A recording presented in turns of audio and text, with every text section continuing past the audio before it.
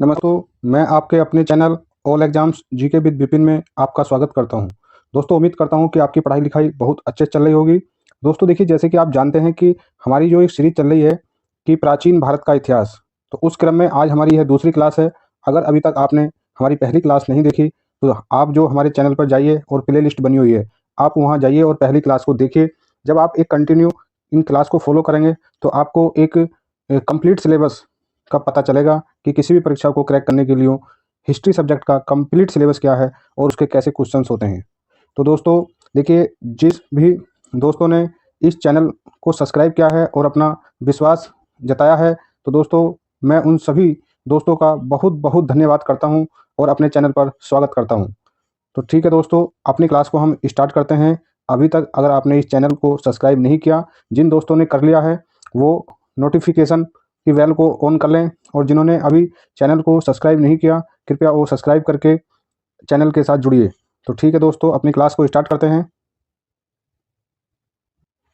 तो देखिए दोस्तों, आज का जो हमारा पहला प्रश्न है कि कालीबंगा का अर्थ क्या है। कालीबंगा का अर्थ है कि काले रंग की चूड़ियाँ। इससे पहले हमने देखा था, ये जो पहली क्लास में क्वेश्चन देखा था कि जो जुते हुए खेत के साक्ष्य कहाँ से मिले हैं, तो कालीबंगा से मिले हैं।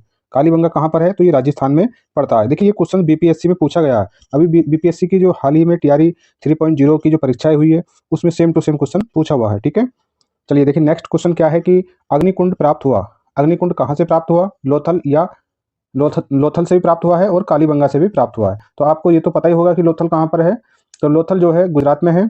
लोथल एक बंदरगाह है जो भोगवा नदी के किनारे स्थित है, क्योंकि ये हड़प्पा सभ्यता का बहुत ही महत्वपूर्ण पूरा स्थल रहा है। कौन, लोथल। ठीक है, चलिए नेक्स्ट क्वेश्चन देखिए कि जो घोड़े है, घोड़े की जो हड्डी है, हड्डी के जो अवशेष हैं वो कहाँ से मिले हैं, तो वो जो है सुरकोटदा से मिले हैं। ठीक है, देखिए दोस्तों, अगर आपने कभी पहले से कहीं पढ़ रखा है तो आपको बस क्या करना है कि जो अपने कान कान में ईयरफोन लगानी है और वीडियो की थोड़ी सी क्वालिटी को बढ़ाएं और वीडियो की स्पीड को दुगना कर लें, ताकि कम समय में अधिक से अधिक क्वेश्चंस का रिवीजन हो सके। तो दोस्तों देखिए, एक कमेंट करना है आपको कि सर आप जो क्वेश्चंस करा रहे हैं कि इस क्वेश्चन जो भी क्वेश्चन है कि उस क्वेश्चन से रिलेटेड जितने भी फैक्ट हैं कि सभी पे चर्चा करी जाए या कुछ कम पे की जाए। अगर आपका कमेंट जैसा होगा हम उसी पे काम करेंगे, ताकि जो क्वेश्चन है उस क्वेश्चन से संबंधित कोई डाउट ना रहे। चलिए देखिए, नेक्स्ट क्वेश्चन क्या है। नेक्स्ट क्वेश्चन है कि सिंधु घाटी, सिंधु सभ्यता की सबसे बड़ी इमारत क्या है। देखिए, दो क्वेश्चन ऐसे होते हैं दोस्तों जिसमें हम आपको बताना चाहेंगे। दो क्वेश्चन ऐसे हैं, एक तो इमारत वाला और एक एक है स्नानागार वाला। ठीक है, ठीक है, एक है स्नानागार वाला और एक इमारत वाला। ठीक है, तो इस क्वेश्चन को देखिए कि सिंधु सभ्यता की सबसे बड़ी इमारत कौन सी है। उस इमारत का नाम है, उस इमारत का नाम है अन्नागार। ठीक है, मोहनजोदड़ो से प्राप्त अन्नागार जो है सिंधु घाटी सभ्यता की सबसे बड़ी इमारत है। ठीक है, देखिए नेक्स्ट क्वेश्चन क्या है कि मोहनजोदड़ो की खोज किसने की, तो मोहनजोदड़ो की खोज 1922 में राखादास बनर्जी ने की थी। ठीक है, अगला क्वेश्चन देखिए कि मोहनजोदड़ो का अर्थ क्या है। इसका अर्थ, ये काफ़ी क्वेश्चन पूछा गया है, इसका अर्थ है कि मृतकों का टीला। ठीक है, नेक्स्ट क्वेश्चन देखिए कि नृत्य की कांस्य मूर्ति कहाँ से मिली, तो ये भी नृत्य करती हुई जो कांस्य मूर्ति कहाँ से मिली, ये भी मोहनजोदड़ो से मिली। ठीक है, नेक्स्ट क्वेश्चन देखें। नेक्स्ट क्वेश्चन क्या है कि मोहनजोदड़ो कहाँ पर है, तो ये पाकिस्तान है देश, उसका एक प्रांत है सिंध, वहाँ से मोहनजोदड़ो जो स्थल है उसकी प्राप्ति हुई। ठीक है, देखिए इसे पूरा देखिए कि कहाँ से मिला, कि ये पाकिस्तान का जो सिंध प्रांत है, सिंध प्रांत के लरकाना जिले में सिंधु नदी के तट पर। देखिए, जैसे हमने पहली क्लास में भी चर्चा करी कि जितनी भी सभ्यताओं का विकास हुआ है वो किसी न किसी नदी के किनारे जरूर आवश्यक हुआ है। ठीक है, नेक्स्ट क्वेश्चन देख लें। नेक्स्ट क्वेश्चन क्या है कि मोहनजोदड़ो से जो प्राप्त स्मारक था, तो यहाँ क्वेश्चन पर कंफ्यूजन होता है कि एक तो सबसे बड़ा अन्नागार कौन सा है। ठीक है, सबसे बड़ी जो इमारत है वो अन्नागार है, और जो सबसे बड़ा स्मारक है वो बृहत स्नानागार है। स्नानागार जो है एक आयताकार था, ईंटों का बना हुआ। ठीक है, तो फिर एक बार हम रिपीट कर रहे हैं कि सबसे बड़ा अन्नागार कौन है, सबसे बड़ी इमारत कौन सी है, तो अन्नागार है, और जो सबसे बड़ा प्राप्त स्मारक है वो स्नानागार। इन दो क्वेश्चंस पर बहुत कंफ्यूजन बनता है। एक बार फिर रिपीट करता हूं कि सबसे बड़ा जो इमारत है तो वो इमारत कौन सी थी, वो अन्नागार थी। ठीक है, और सबसे बड़ा जो प्राप्त स्मारक है वो बृहत स्नानागार है। ठीक है, चलिए नेक्स्ट क्वेश्चन का ध्यान दें। ये देखिए दोस्तों, ये सभी क्वेश्चंस इतने मोस्ट इंपोर्टेंट है, शायद आपको नहीं पता कि ये कितनी बार परीक्षाओं में पूछे गए हैं। ठीक है, और देखिए जैसे कि हम देख रहे हैं कि जो हमारी पीवाईक्यू की सीरीज चल रही है, आप उस सीरीज में जब देखते हैं कि हर एक क्लास में हर एक शिफ्ट में यहाँ से क्वेश्चन जरूर पूछा गया है। ठीक है, चलिए नेक्स्ट क्वेश्चन देखिए कि जो मेसोपोटामिया है, मेसोपोटामिया क्या है? तो मेसोपोटामिया जो होता है वो, पहली बात तो ये देखिए कि पोटामिया किसे कहते हैं? तो मेसोपोटामिया जो इराक को कहते हैं, जो इराक देश है, आधुनिक जो इराक है उसे हम मेसोपोटामिया कहा करते थे, परंतु अब नहीं, अब तो इराक कहते हैं। इसका क्या अर्थ है? तो इसका जो अर्थ है कि दो नदी हैं, दो नदियों की जो बीच की भूमि होती है उसे मेसोपोटामिया कहा जाता है, और जो आधुनिक इराक है उसे मेसोपोटामिया कहा जाता था, परंतु अब नहीं। ठीक है, अब देखिए नेक्स्ट क्वेश्चन क्या है कि नेक्स्ट क्वेश्चन है नेक्स्ट क्वेश्चन है कि वैदिक सभ्यता। देखिए अब तक हमने क्या पढ़ा था? अब तक हमने पढ़ा था हड़प्पा सभ्यता के बारे में, अब तक हमने हड़प्पा सभ्यता के बारे में पढ़ा था, और अब हम पढ़ेंगे वैदिक सभ्यता। आपने देखा था कि जो हड़प्पा सभ्यता का जो टाइम पीरियड रहा था वो 2500 ईसा पूर्व से लेकर 1750 ईसा पूर्व तक रहा था, जबकि जो वैदिक सभ्यता है, वैदिक सभ्यता का जो काल है वो 1500 से लेकर 600 ईसा पूर्व तक था। ठीक है, और ये वैदिक सभ्यता दो प्रकार की थी, एक ऋग वैदिक और एक उत्तर वैदिक। ठीक है, वैदिक सभ्यता को दो भागों में विभाजित किया गया, एक तो इसे ऋग वैदिक काल बोलते थे और एक जो है उत्तर वैदिक काल। ठीक है, वैदिक सब नेक्स्ट क्वेश्चन देखिए, नेक्स्ट क्वेश्चन क्या है कि वैदिक सभ्यता का निर्माण और संस्थापक कौन थे? वेरी वेरी इंपॉर्टेंट क्वेश्चन है। जो वैदिक सभ्यता थी उसका निर्माता और संस्थापक कौन थे? आर्य थे, ध्यान देना है बिल्कुल यहाँ पर। ठीक है, चलिए नेक्स्ट क्वेश्चन देखिए कि आर्यों की जो जानकारी मिलती है किस में मिलती है? आर्यों से संबंधित अगर कोई इतिहास मिलता है तो वो ऋग्वेद में मिलता है। ठीक है, नेक्स्ट क्वेश्चन देखिए कि ऋग्वैदिक काल में आजीवन ऋग्वैदिक काल में आजीवन अविवाहित रहने वाली जो महिलाओं को क्या कहा जाता था? तो जो ऋग्वैदिक काल था उसमें जो मतलब पूरे जीवन यानी आजीवन बिना विवाह की यानी अविवाहित रहने वाली जो महिलाओं को कहा जाता था माजू। ठीक है, माजू। ठीक है, अगला क्वेश्चन देखिए कि आर्य भारत आए। ध्यान देना है कि आर्य भारत कब आए? तो जो आर्य जो है भारत कब आए? तो आर्य जो भारत 1500 ईसा पूर्व से पहले आए थे। ठीक है, आर्यों का जो भारत में आगमन है वो 1500 ईसा पूर्व से पहले ही हो गया था। ठीक है, नेक्स्ट क्वेश्चन देखिए, नेक्स्ट क्वेश्चन क्या कह रहा है कि आर्य जब पहले बसे थे, जब आर्य कहाँ से आए थे? मध्य एशिया से आए थे, और आर्य सबसे पहले कहाँ पर एंट्री मारे और कहाँ से कहाँ पर वो बस गए थे? तो जैसे कि वो हम देखते हैं कि जो भारत है, भारत के उत्तर पश्चिम में भारत की में आए थे। कहाँ? क्योंकि पहले तो पाकिस्तान जो भारत का ही हिस्सा था, ठीक है, अफगानिस्तान भी भारत का ही हिस्सा था, तो वो भारत में कहाँ से उन्होंने एंट्री ली थी? तो भारत में उत्तर और पश्चिम से उनकी एंट्री हुई। ठीक है, और जब वो उधर से एंट्री हुई, आए तो मध्य एशिया से, पर जब उनकी एंट्री हुई तो वो भारत में कहाँ बस गए? पंजाब में और अफगानिस्तान में। ये आज का पंजाब के साथ साथ ये पाकिस्तान में जो पंजाब का एक प्रांत है उस एरिया को भी पंजाब कहा जाता था। ठीक है, तो ये क्वेश्चन क्लियर हो गया कि आर्य जब भारत में आए, कब आए? 1500 ईसा पूर्व से पहले आए, और जब आए तो कहाँ बस गए? पंजाब और अफगानिस्तान में। ठीक है, नेक्स्ट क्वेश्चन देखिए, नेक्स्ट क्वेश्चन क्या है कि आर्यों का जो मूल निवास स्थान क्या था? आर्य भारत में चल के कहाँ से आए? मध्य एशिया से। ये कॉन्सेप्ट बिल्कुल क्लियर रखना है कि जो आर्य थे, आर्य जो भारत में चलकर कहाँ से आए? मध्य एशिया से। ठीक है, नेक्स्ट क्वेश्चन देखिए, देखिए दोस्तों जो भी क्वेश्चंस हम आपको करा रहे हैं, आपको उस क्वेश्चंस के प्रति कोई भी डाउट नहीं रहना चाहिए। अगर कोई डाउट है तो आप एक प्यारा सा कमेंट करेंगे कि सर आप थोड़ा फास्ट पढ़ाएं, स्लो पढ़ाएं, कैसे पढ़ाएं, कुछ क्वेश्चंस को और ज़्यादा एक्सप्लेन करें, या उस क्वेश्चन से संबंधित जितने भी फैक्ट हैं सारे बताओ। क्योंकि अगर आप कहोगे तो जितने भी क्वेश्चन हैं ये, इनसे संबंधित कोई भी हम जो फैक्ट नहीं छोड़ेंगे। बस आप हमें आप एक कमेंट करें और बताएं। ठीक है, थोड़ा सा जो वीडियो लंबी होगी और समय ज़्यादा लगेगा उसकी हमें कोई चिंता नहीं है, क्योंकि हम ये सोचते हैं अगर बच्चा एक बार पढ़ ले, बढ़िया से पढ़े और एक बार पढ़ ले। ठीक है, चलिए नेक्स्ट क्वेश्चन देखिए कि जो आर्य लोग आए थे उनका मुख्य व्यवसाय क्या था? उनका जो एक कारोबार क्या था? तो वो था पशुपालन और कृषि। पशुपालन और कृषि कहने का मतलब ये है, आप जानते हैं कि जो कृषि का जो प्रारंभ था या जो पशुपालन का प्रारंभ भारत में कब हुआ? तो हम आपको बताना चाहेंगे कि जो पशुपालन था वो तो मध्य पाषाण काल में ही हो गया था, परंतु मध्य पाषाण काल के बाद नव पाषाण काल आता है, उसमें कृषि और गाड़ी के पहिए वगैरह का इनका जो आविष्कार होता है। ठीक है, तो आप ये देखेंगे कि जो आर्य थे, आर्यों का जो मुख्य व्यवसाय था वो पशुपालन और कृषि था। पहले पशुपालन हुआ, फिर कृषि कार्य शुरू हुए। ठीक है, चलिए नेक्स्ट क्वेश्चन देखिए कि आर्यों की भाषा और पेय पदार्थ क्या था? जो मध्य एशिया से जो आर्य लोग आए थे भारत में, वो उनकी भाषा क्या थी? तो वो उनकी भाषा संस्कृत थी, और वो पेय पदार्थ के रूप में किसका इस्तेमाल करते थे? सोमरस का। देखिए बहुत ही, ये रेलवे हो, चाहे एसएससी जीडी हो, और चाहे बैंकिंग हो, चाहे यूपी ट्रिपल एससी हो, चाहे यूपी पुलिस हो, कहीं भी ये जो हिस्ट्री की क्लास है सभी के लिए कॉमन है, सभी के लिए कॉमन है। ये क्वेश्चंस किसी भी परीक्षा में जहां जीके जीएस में हिस्ट्री से संबंधित क्वेश्चन उठाएगा वहां ये पूछ ही लेता है। ठीक है, और सेम टू सेम ऐसे ही क्वेश्चन मिलेंगे आपको, ठीक है। अब हमने ये क्लियर हो गया कि आर्यों की जो भाषा संस्कृत थी। देखिए जहाँ से भी पढ़ो, पढ़ो एकदम बिल्कुल ऑथेंटिक सोर्स है, आपके मन में डाउट ना रहे। कभी कभी क्या होता है कि कुछ जो ऐसे सोर्स हैं जहाँ पर बच्चों को डाउट कर देते हैं, पूरी तरह से वहाँ संस्कृत भी नहीं पता होता कि आर्यों की भाषा संस्कृति, कभी कोई पाली बताएगा तो कोई प्रकृति बताएगा, ऐसा कुछ नहीं है। तो आप ध्यान रखना है कि जो आर्य हैं, आर्यों की जो भाषा थी वो संस्कृत ही थी, ठीक है। और पेय पदार्थ के रूप में सोम रस का प्रयोग करते थे, ठीक है। चलिए देखिए नेक्स्ट क्वेश्चन क्या है। नेक्स्ट क्वेश्चन है, जो नेक्स्ट क्वेश्चन है कि जो आर्य लोग थे जो मध्य एशिया से भारत में आए और आने का जो समय था उनका 1500 ईसा से पूर्व था। अब हम चर्चा करेंगे कि जो आर्य थे, आर्यों का जो प्रिय पशु और देवता कौन सा था। ध्यान रखना है, वेरी वेरी इंपॉर्टेंट क्वेश्चन है। जो आर्य लोग आए, भाषा संस्कृत को मानते थे और जो उनका जो व्यवसाय था वो पशुपालन और कृषि था, ठीक है। तो उनका जो पशु और देवता कौन सा था, तो जो पशु था, पशु तो होगा क्योंकि उनका व्यवसाय भी पशुपालन था और उनका जो व्यवसाय कृषि भी था। जब पशु के रूप में वो घोड़े को पालते थे और जब घोड़ा कोई घास फूस खाता था वो कृषि के रूप में आ गए, उससे अनाज भी उत्पादन होता था, ठीक है। तो अगर हम देवता की बात करते हैं तो इनका देवता इंद्र था, ठीक है। नेक्स्ट क्वेश्चन देखिए कि आर्यों का जो समाज कैसा था। आर्यों का जो समाज था वो पितृ प्रधान था। ध्यान देने की वाली बात है कि आर्यों का जो समाज है वो पितृ प्रधान था, ठीक है। वो अपनी संस्कृति में विश्वास करते थे, ठीक है, ठीक है।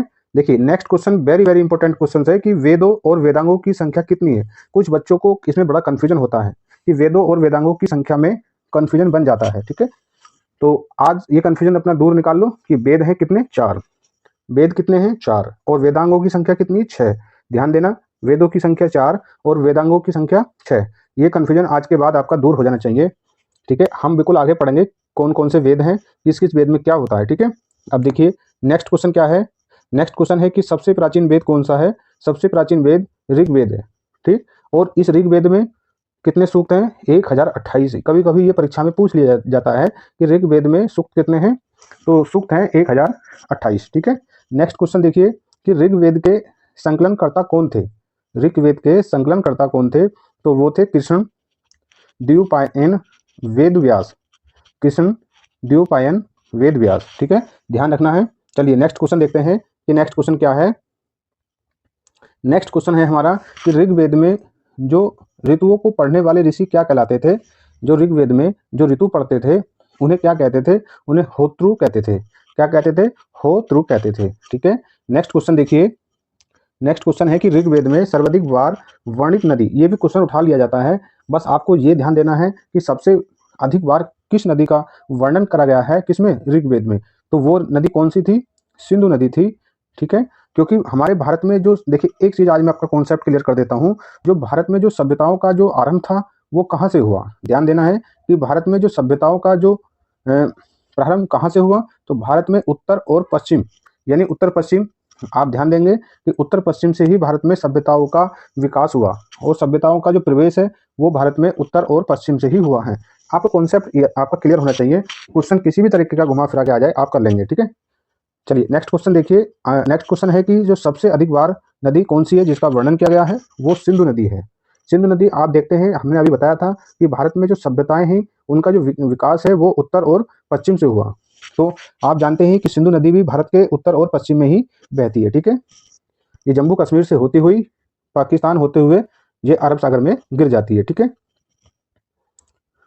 चलिए नेक्स्ट क्वेश्चन देखिए कि ऋग्वेद में जो वर्णित सबसे पवित्र नदी, तीन, यहाँ से 3 क्वेश्चन है, 3 या 4 क्वेश्चन है कि सर्वाधिक बार किस नदी का वर्णन है और उसमें सबसे पवित्र कौन सी है।